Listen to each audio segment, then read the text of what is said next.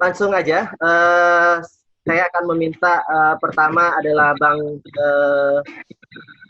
Bang Kindi untuk memberikan pemaparan materi pertamanya. Saya bacakan dulu ya CV dari Bang Kindi. Kayaknya Pak Igi dulu deh Mas Sidik. Oh, Bang Igi dulu. Nah, Pak Igi dulu, Pak Igi. Nanti saya terakhir aja. Oke. Bang Igi, sorry Bang Igi. Bang Igi yang pertama ya. Jadi kan bilangnya terakhir, saya tuh udah nggak apa-apa, Kindi aja dulu. Bang Kindi. Oke Bang. Ya, Bang, siap. Dulu yang lebih mudahan. Nah, siap Bang. Bang Kindi dulu. Saya bacain CV-nya Bang Kindi dulu nih ya. Bang Kindi itu memulai karirnya itu di Bank Muamalat UDP. Jadi lepas kuliah dari UI, belum mengabdikan diri di perbankan syariah, pertama di Muamalat sebagai ODP. Artinya kalau ODP berarti tahu nih operasional perbankan dan marketing full 100% dari depan dan belakang. Yang kedua adalah beliau move dari Muhammad pindah ke BNI Syariah dengan posisi terakhir sebagai Strategic Planning and Transformation Project Officer. Lalu kemudian beliau saat ini aktif dan masih menjabat sebagai Asisten Vice President Syariah Retail and Business Banking Analyst di Maybank Syariah. Silakan Bang Kindi untuk memberikan materinya. Waktu kurang lebih 20 menit ya Bang Kindi ya. Silakan, tafadhol Bang Kindi.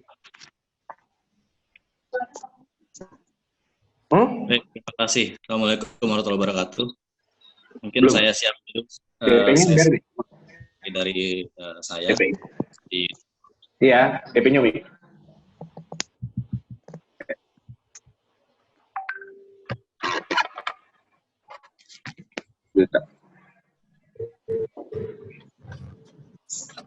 Oke.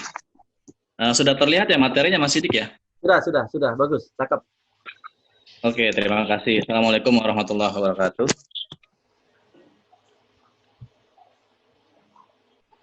Teman-teman sekalian, teman-teman Kavose, teman-teman yang Islamic Bankers, dan Pak Igi yang saya hormati, dan Pak Alfi juga, sohib saya di Custom Kavose, dan teman-teman semua peserta webinar kali ini. Terima kasih saya ucapkan. Seharusnya ini sebenarnya Pak Igi dulu nih settingan. Nggak ngerti nih. Karena kalau materi dari saya ini relatif cukup operasional nih, cukup.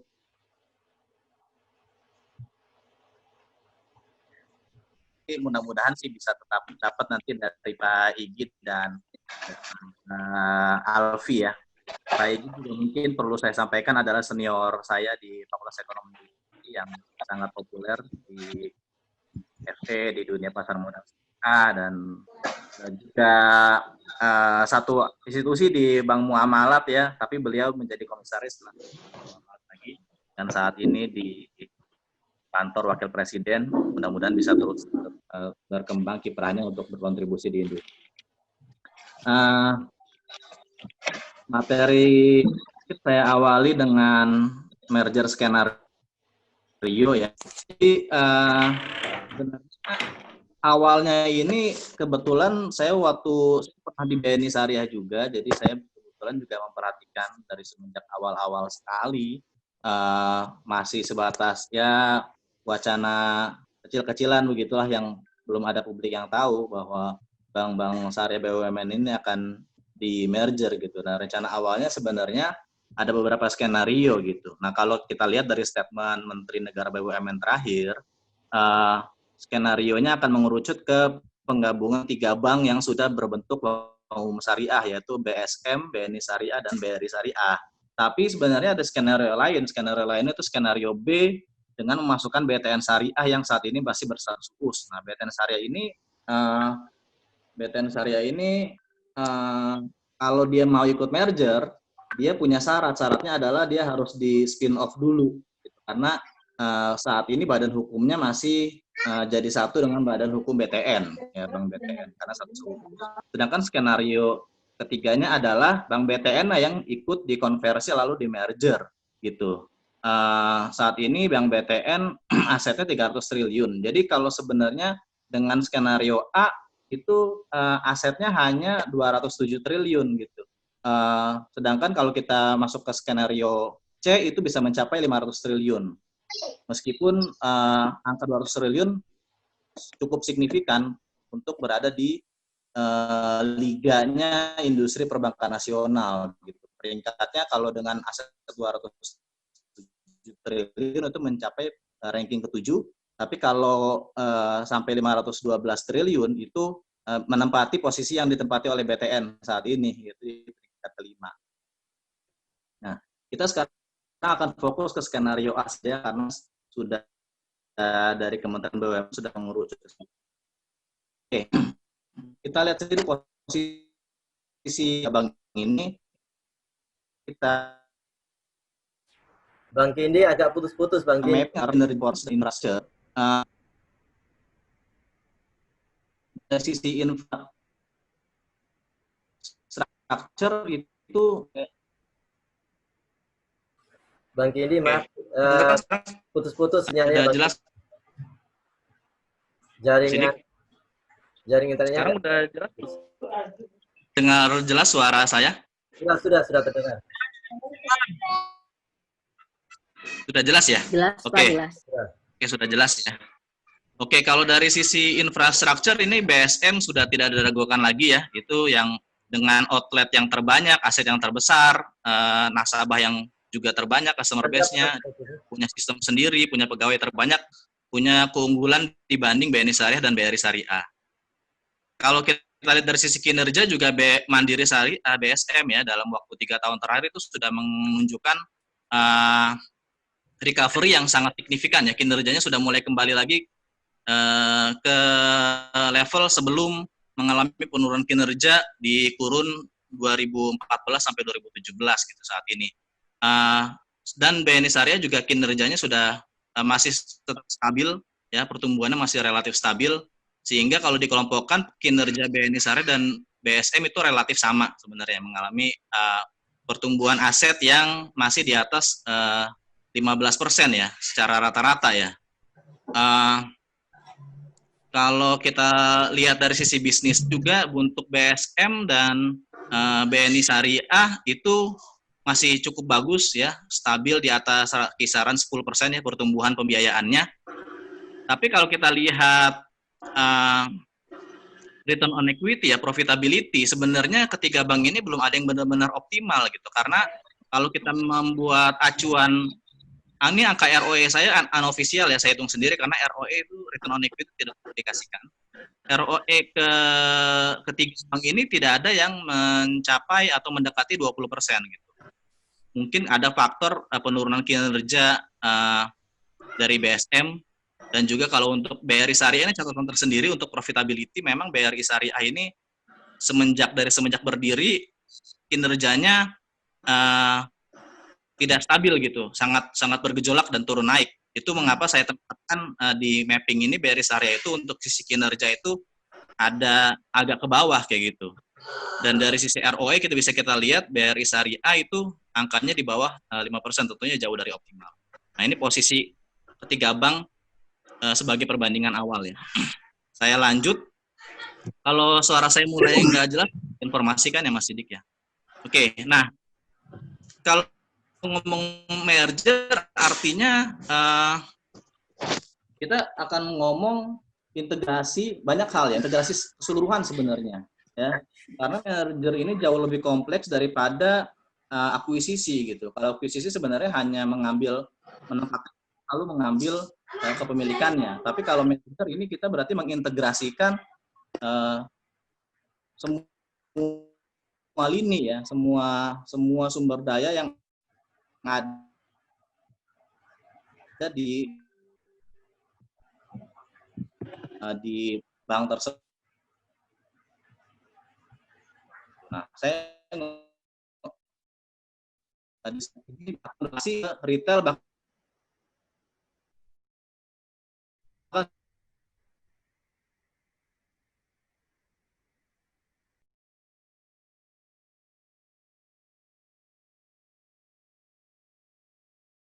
bawah itu menunjukkan keunggulan kompetitif bank tersebut. Artinya kalau dia posisinya paling atas berarti itu saya tempatkan sebagai yang paling kompetitif dibanding bank yang lainnya. Nah, ini bisa terlihat bahwa untuk di sisi corporate government itu BSM ada di paling atas ya. Di komersial dan SME juga BSM. Untuk di micro banking sebenarnya antara BSM dengan BRI Syariah itu relatif unggul, tetapi BSM ini lebih unggul karena pengalamannya lebih panjang dan portfolionya lebih besar gitu daripada BRI Syariah. Nah, beberapa alasannya itu saya tulis di situ ya. Kalau kita perhatikan sekarang untuk ambil contoh di sektor korporasi ini BNI Syariah dan BRI Syariah sebenarnya belum masuk ke situ bisa dibilang ya. Masuknya hanya mungkin beberapa kesempatan sindikasi, itu pun mereka masih sangat sedikit frekuensinya. BSM menurut saya sudah expert di segmen korporasi dan di bidang sindikasi sejak lama gitu. Jadi di sini terlihat BSM memang sangat unggul di segmen korporasi dan government. Untuk di segmen komersil dan SME, begitu juga alasannya untuk BSM, BRI Syariah mungkin masuk ke segmen ini, tapi BRI Syariah itu menurut saya karena ukurannya yang lebih kecil, jadi lebih terbatas ruangnya untuk bisa masuk ke segmen komersil lebih dalam. Sedangkan untuk BNI Syariah, ini BNI Syariah bukan fokus segmen walaupun ada portfolionya, dan menurut saya gapnya masih cukup signifikan antara BNI Syariah dengan kedua bank yang lainnya untuk terutama BSM ya, untuk berada di segmen komersil dan SME. Mungkin catatannya gini, karena BNI Syariah itu fokusnya di mortgage, itu bisa dilihat di kolom mortgage, sehingga sumber dayanya BNI Syariah memang kalau kita lihat kompetensi kepala cabang, kompetensi DM bisnisnya memang banyak tercurah di segmen KPR, sehingga memang untuk sumber daya di segmen komersil dan SME itu jauh-jauh lebih terbatas ketimbang BNI dan BRI Syariah. Nah, tapi kalau kita ngomong KPR, mortgage, itu BNI Syariah jelas paling unggul di market ya, di market. Terutama setelah BNI Syariah spin-off mungkin setelah 2012, saya sudah ada di sana juga. Kalau kita ngomong KPR Syariah, saat ini awareness-nya memang ke BNI Syariah. Kita ngomong ke developer Syariah, mereka juga sangat familiar dengan BNI Syariah gitu. Jadi untuk segmen mortgage ini, menurut saya BNI Syariah punya keunggulan dibanding BSM dan BRI Syariah. Untuk personal financing ini seperti KTA ya, pembiayaan pribadi gitu, pembiayaan di luar KPR ya, untuk multiguna, untuk pembiayaan gadai emas, untuk kartu kredit ya. Saya tempatkan BNI Syariah di atas karena BNI Syariah tadi punya produk kartu kredit syariah yaitu Hasanah Card yang tidak dimiliki oleh bank lain gitu. Menurut saya ini akan jadi kunci karena kartu kredit itu bisa meleverage produk-produk yang lain gitu. Dengan kita melihat tracking history dari kartu kredit seorang nasabah, kita bisa meleverage lagi ke produk-produk konsumer yang lain gitu. Nah di situ peran keunggulan BNI Syariah akan bermain. Untuk mikro tadi BRI dan BSM sebenarnya relatif sama-sama unggul. BNI Syariah mikronya sudah mix ya, sudah mungkin bisa dibilang sekedar di maintain saja saat ini. Kalau BSM dan BRI Syariah masih growth. Oke, nah ini bagian yang paling menarik menurut saya terkait dengan segmen KASA. KASA itu current account, saving account, giro dan tabungan. BNI Syariah lagi-lagi saya tempatkan di paling atas karena saat ini memang kalau dilihat produk tabungan BNI Syariah itu secara keunggulan fitur gitu ya, keunggulan layanan yang terintegrasi dengan ATM BNI, mobile banking BNI, semua nasabah BNI Syariah punya service level yang sama dengan nasabah BNI. Bahkan saat ini nasabah-nasabah BNI Syariah juga terintegrasi ke ATM Link. Jadi fitur gratis tarik tunai, fitur-fitur biaya transaksi yang lebih rendah dari ATM Link itu juga dinikmati oleh BNI Syariah yang tidak terjadi untuk nasabah BSM dan nasabah BRI Syariah. Jadi BNI Syariah dengan awareness-nya juga yang cukup tinggi untuk tabungan anak, saya tempatkan untuk bisnis karena saving account saya tempatkan di paling atas. Meskipun memang secara portfolio belum sebesar BSM, karena BSM secara aset sudah jauh lebih besar. Tapi menurut saya sih sudah cukup untuk menempatkan BNI di posisi teratas untuk aset. Terakhir, haji dan umroh ini adalah segmen yang sangat strategis ya untuk bank syariah, karena akan menjadi produk diferensiasi dibanding bank konvensional, apalagi sekarang semua layanan haji dan umroh sudah tidak disediakan lagi oleh bank konvensional gitu. Jadi ini akan menjadi niche market yang bisa diekspor lebih jauh oleh bank merger nanti. Nah ini lagi-lagi saya tempatkan BNI Syariah di atas karena BNI Syariah brandingnya sudah cukup kuat di segmen haji dan umroh ini gitu, dengan banyak event, dengan banyak kerjasama dengan travel umroh, juga hasanah card-nya juga bisa diintegrasikan dengan layanan haji dan umroh. Menurut saya jadi lebih menarik gitu produk-produk haji dan umroh BNI Syariah. Jadi kalau kita simpulkan di bawah itu, seharusnya kalau kita bagi-bagi ya, ini kita secara teori dan secara idealisme berarti ya, BNI Syariah akan unggul di corporate and government, komersial, dan upper SME ya. Mungkin yang lebih besar, misalkan katakannya lebih dari 10M ya, SME yang lebih dari 10M. Sama gadai emas, nah BSM ini juga unggul di gadai emas, karena saat bank-bank lain gadai emasnya udah mulai decline atau hanya sekedar di maintain saja, BSM itu masih secara aktif mengelola dan tumbuh produknya di gadai emas ya. BNI Syariah akan memegang platform tadi dengan keunggulan tersebut, KPR, credit card, personal financing, kasa, haji dan umroh. Sementara BNI Syariah mungkin bisa dikasih kuenya itu untuk micro banking dan lower SME yang lebih kecil. Itu mungkin prediksi dari saya ya untuk integrasi bisnis dan produk. Saya lanjut, itu slide yang paling panjang penjelasannya. Selanjutnya terkait dengan operation dan service integration. Nah ini saya bagi menjadi outlet, IT, e-channel, dan digital initiative. Outlet BSM tentunya paling dominan ya. BSM di kota-kota tier 1 pasti hadir, sampai ke Jayapura, ke Papua pun hadir. Di kota-kota tier 2 juga BSM banyak punya outlet di kota-kota tier 2, di mana BNI Syariah dan BRI Syariah kalau di kota-kota tier 2 banyak yang belum ada outletnya gitu. Lalu BSM juga mengcover semua region, yang itu menurut saya harus wajib dipunyai oleh beraset 200 triliun. Oke. Ini dari sisi IT. Nah ini juga penting nih, ini akan jadi kunci juga ya. BSM sudah punya core banking sendiri ya. Sementara BNI Syariah karena meleverage dari BNI semua sistemnya, sistem-sistem yang inti ya, core banking, ya terutama core banking lah, dan juga e-channel itu masih menggunakan sistem BNI. Ini akan menjadi dilema ketika nanti di merger dan pemegang sahamnya bukan bank-bank yang existing, maka bagaimana judgement-nya sistem BNI tersebut masih dipakai gitu. Nah, ini tentunya menjadi tantangan tersendiri di dalam proses merger. Jadi saya tempatkan BSM dengan IT yang independen punya keunggulan di sini. Nah, dari sisi e-channel, kalau kita ngomong konteksnya e-channel tadi, memang dengan IT yang terintegrasi dengan BNI Syariah jadi punya advantage di kasa dan juga e-channel. Memang PR-nya adalah gimana sih nanti ketika itu dimigrasi produk-produk tabungan, katakanlah kita mau pakai platform tabungannya BNI Syariah. Produk gironya BNI Syariah juga unggul ya. Gironya BNI Syariah itu cash manajemennya BNI Syariah itu BNI gitu. Dan kualitas cash manajemennya BNI itu udah diakui di market, bahkan bisa bersaing dengan layanan cash management dari bank-bank asing. Nah, gimana ini bisa dipertahankan? Ketika nanti mungkin core banking utamanya adalah IT-nya BSM gitu. Jadi tadi yang mati berarti. Jadi saya tempatkan e-channel untuk di utama tetap BNI Syariah.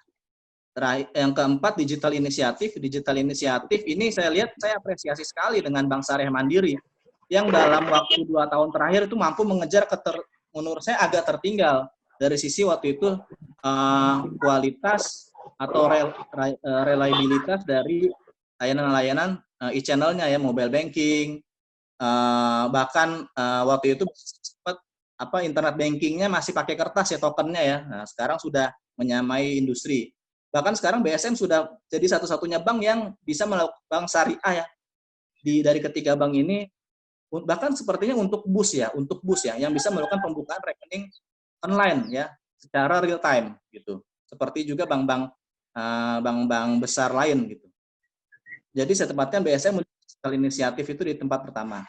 Sehingga kesimpulannya di bawah, untuk operation and service integration itu BSM unggul di outlet, IT,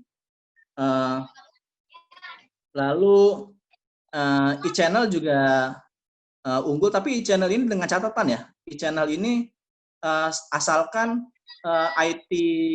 IT core platformnya itu bisa menyesuaikan, bisa beradaptasi. Katakan tadi mau ketika nanti dari BNI Syariah itu mau terintegrasi ke BSM, itu IT-nya BSM itu mampu untuk bisa menjalankan prosesnya dengan service level yang sama. Tentunya perlu negosiasi lebih lanjut dengan BNI induknya gitu. Nah, itu pasti akan sangat menantang di situ. Dan yang keempat, digital inisiatif. Sedangkan BNI Syariah dan BRI Syariah menurut saya ya platform yang akan dipakainya menutupi outlet-outlet. Jadi outlet-outlet BNI Syariah dan BSM itu nantinya kalau misalkan di kota tersebut mungkin, atau bukan di kota ya, kalau di kota mungkin BSM pasti udah ada semua. Mungkin di satu kota kan bisa jadi coverage-nya luas tuh. Nah, bisa jadi di selatan kota itu atau di timur kota itu tidak ada BSM, tapi adanya BNI Syariah dan BRI Syariah. Tentunya outlet ini akan menutupi blank spot di wilayah di kota tersebut kayak gitu. Soal integrasi outlet ini menurut saya banyak juga sih yang mempertanyakan integrasi outlet nanti seperti apa, karena akan banyak outlet yang berdekatan. Kalau menurut saya berkaca ke pengalaman merger.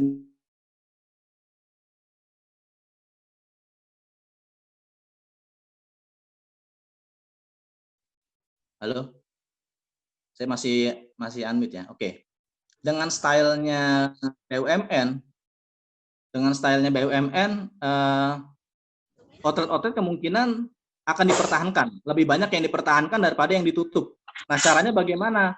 Seperti juga strategi di Bank Mandiri, itu ada outlet kalau yang berdekatan dijadikan sentra kredit, atau kan dijadikan kantor area atau kantor wilayah. Jadi tidak harus ditutup, tetapi untuk menjadi outlet dari organisasi yang berbeda gitu ya, organisasi sentra kredit atau tadi organisasi wilayah atau organisasi area. Jadi kalau prediksi saya akan lebih banyak outlet yang dipertahankan daripada yang ditutup, karena BUMN BUMN itu stylenya sangat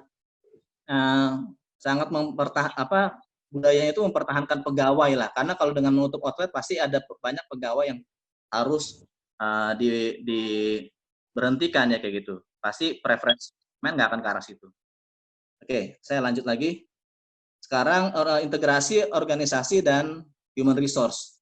Oke. Untuk organisasi secara umum dengan aset 200 triliun, pasti organisasi di kantor pusat akan berkembang.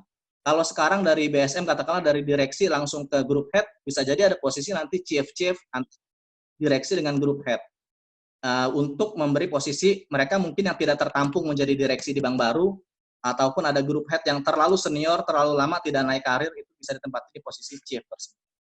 Untuk kantor area juga kemungkinan akan bertambah ya. Area itu antara region dan cabang gitu. Mungkin saat ini baru BSM yang punya kantor area.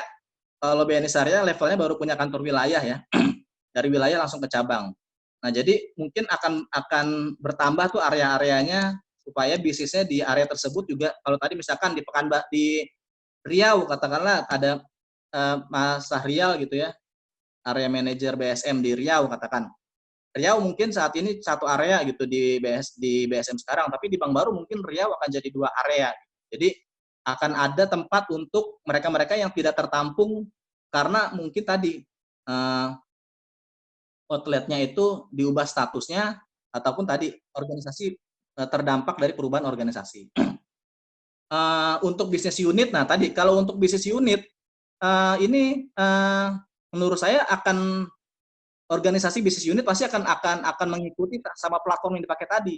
Kalau platform untuk corporate, komersil, dan SME yang dipakai adalah BSM, maka organisasi bisnis unit yang akan organisasi bisnis unit itu masalah divisi di kantor pusat ya. divisi di kantor pusat yang mengurus bisnis tersebut. Nah, divisi tersebut pasti kalau misalkan yang dipakainya corporate komersilnya BSM, berarti divisi yang akan dipertahankan adalah yang di BSM.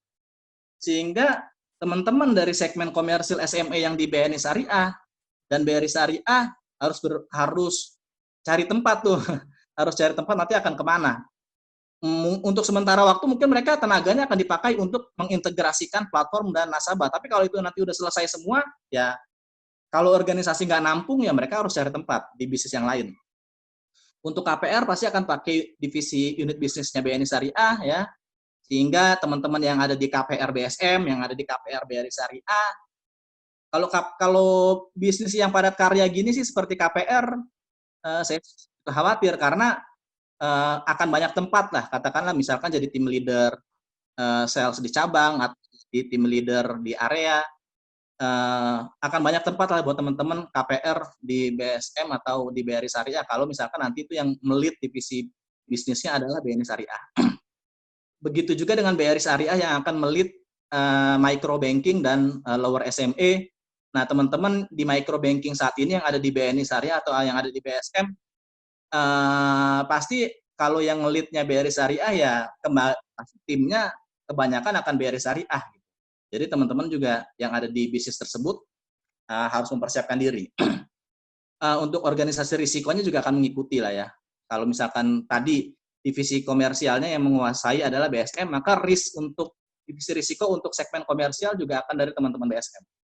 Itu tandem lah. Lalu yang ketiga untuk HR dan remunerasi ya.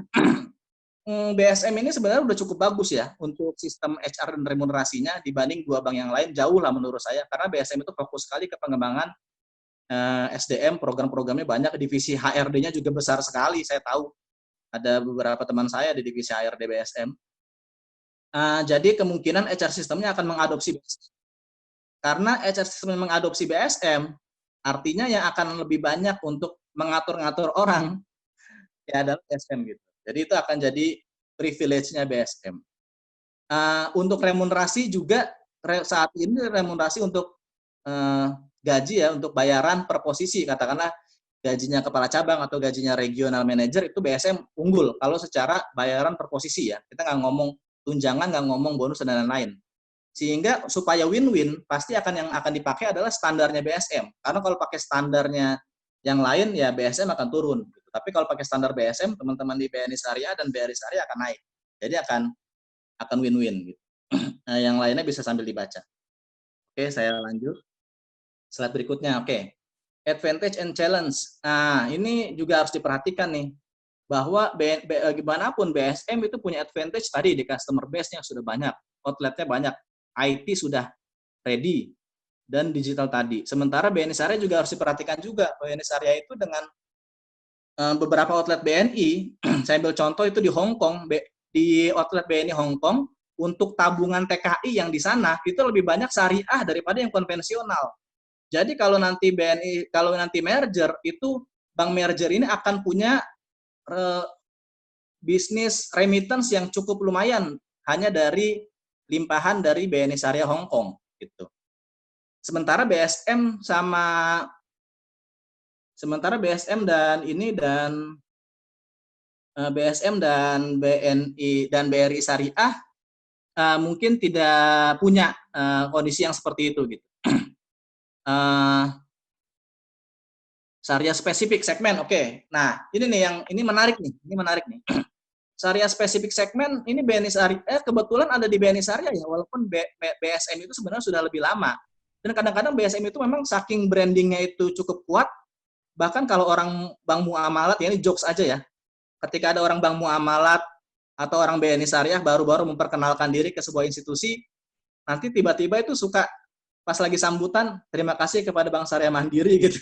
Artinya ini awareness atau image-nya BSM ini sangat-sangat bagus gitu. Nah, tapi BSM dengan pengalamannya itu dan image seperti itu, kalau yang saya perhatikan ya, masih belum bisa menangkap segmen-segmen syariah yang spesifik. Saya ambil contoh komunitas Salafi ya, teman-teman mungkin tahu kelompok Salafi ini saat ini semakin banyak ya, semakin berkembang. Teman-teman Salafi ini kalau saya diskusi hanya mau berbank syariah dengan BNI Syariah, karena salah satu contohnya misalkan karena punya tabungan wadiah gitu, mempromosikan tabungan wadiah, atau waktu zaman Kuku Raharjo masih di sana, itu memiliki kebijakan meniadakan denda pembiayaan gitu. Nah, ini menjadi alasan-alasan kunci untuk segmen ini mau masuk ke BNI Syariah. Menurut saya ini sangat-sangat strategis dan harus di-maintain di bank merger nanti gitu. Dan tadi jangan luput adalah service level e-channel tadi dari BNI gimana bisa dipindahkan bisa dijaga ketika nanti sudah berstatus bank merger. BRI Syariah, advantage BRI Syariah adalah statusnya sudah terbuka. Minggu ini saham BRI Syariah itu sudah lompat hampir ke angka 500. Di sekitar 460, 470 kalau saya nggak salah. Dari mungkin harganya masih 200-an lah di tahun ini gitu. Jadi sangat signifikan sekali peningkatan saham BRI Syariah. Artinya apa? Market itu merespon sangat positif rencana merger ini gitu. Dan artinya syariah itu sudah tidak dipandang sebelah mata lagi dengan saham syariah yang bisa menanjak seperti itu. Pemain pasar modal pun sudah sangat mengapresiasi gitu. Oke, ini kenapa saya nggak tahu nih ada oke.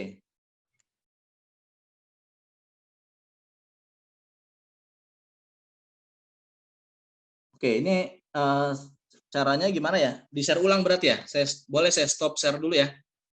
Saya stop share dulu, lalu saya share ulang supaya tadi coretannya itu hilang ya. Saya juga nggak tahu kenapa bisa muncul coretan ya. Mohon tunggu sebentar ya. Oke, share ulang materinya. Oke, apakah sudah muncul lagi? Sudah ya? Mas Sidik sudah muncul lagi, Mas Sidik ya? Sudah. Oke, supaya lebih nyaman ya. Oke, supaya lebih nyaman. Oke. Nah, ini saya mau cerita seperti ini. Kalau saran saya, walaupun nanti core banking-nya yang dipakai adalah BSM, walaupun core banking yang dipakai BSM, tapi jangan sampai advantage yang ada dari e-channel dan tabungan BNI Syariah itu hilang.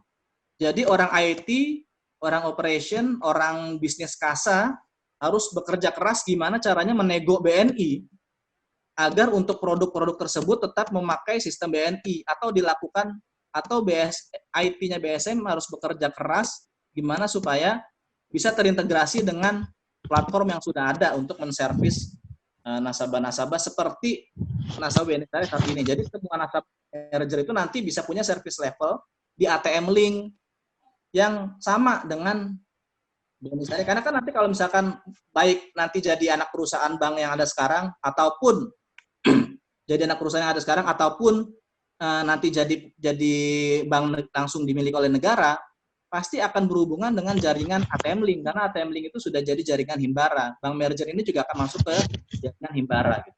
Nah ini harus ada kerja keras di sana. Oke, saya lanjut lagi. Waktu saya tinggal 5 menit kata Mas Sidik. Nah, bagaimana sih staging integrasinya ya?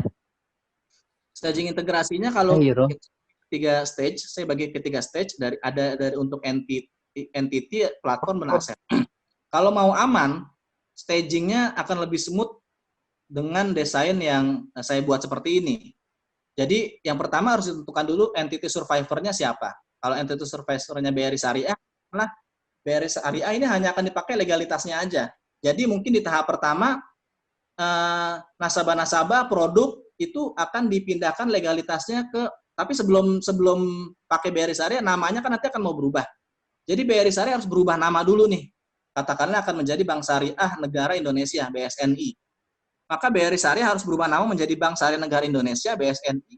Barulah kemudian portfolio dan dokumen-dokumen nasabah dari BSM dan BNI Syariah dilimpahkan ke BSNI tadi, ya, ke bank merger tadi.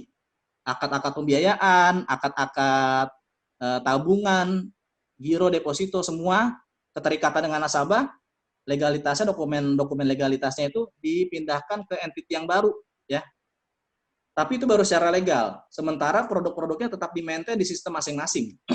Nah, kalau nanti sudah pindah secara legalitas, baru produk-produk itu diubah namanya menjadi produk-produk bank baru ya, dan juga harus sudah terbentuk tuh kebijakan-kebijakan SOP itu di bank baru tersebut, karena harus sama kan kebijakannya. Misalkan komersil ya, komersilnya tadi kalau platform BSM berarti kebijakan komersilnya BNI dan BRI Syariah harus mengikuti atau menyusun ulang ya SOP dan kebijakan seperti agar menjadi satu platform.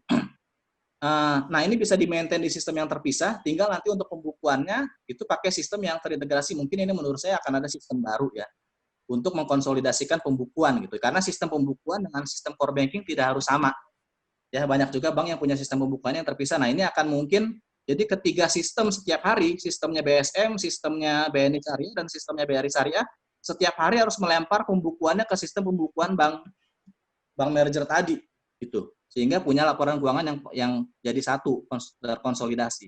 Nah, di stage 3-nya baru, kalau dengan penyelarasan produk dan fitur yang sama, kalau ada nasabah-nasabah yang tidak setuju, katakanlah rate-nya berubah, biayanya berubah, kayak tadi, ternyata narik di NP tadinya gratis, sekarang jadi Rp1.000, nasabah nggak mau ya, berarti mereka keluar gitu loh. Nasabah pembiayaan juga seperti itu, kalau nanti rate-nya berubah, atau ada biaya-biaya, nah mungkin nasabah pembiayaan keluar. Nah, rekening-rekening yang keluar tadi harus disettle gitu.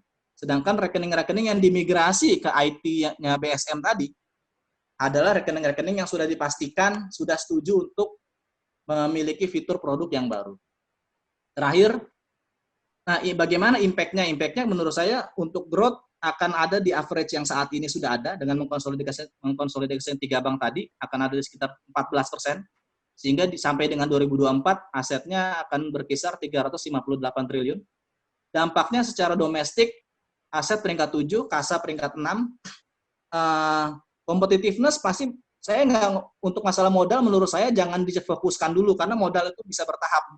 Bisa IPO, yang penting sekarang adalah integrasinya dulu. Karena toh kalau modal masuk juga belum juga karena secara profitability nanti berarti ROE-nya akan turun. Dan menurut saya akan menjadi kunci kalau nanti bank merger ini jangan hanya jadi bank, tapi juga membentuk incorporate. Jadi harus punya asuransi syariah, dana pensiun syariah yang saat ini belum dimiliki oleh masing-masing bank, masih menginduk ke grupnya. Gitu. Jadi mungkin dari grupnya juga harus memindahkan, mengkonsolidasikan untuk incorporate perusahaan-perusahaan di bawahnya ke bank merger yang baru. Secara internasional ini nggak akan signifikan sih. Karena bank syariah terbesar kelima Malaysia aja asetnya saat ini sudah di atas total ketiga bank gitu. Jadi kalau internasional mungkin kita belum ngomong dulu lah, kecuali nanti ada inorganic growth yang tercipta setelah merger. Mungkin begitu. Kapan corona berakhir? Udah dong, slide-nya udah terakhir. Makasih dong. Terima kasih. Assalamualaikum warahmatullahi wabarakatuh.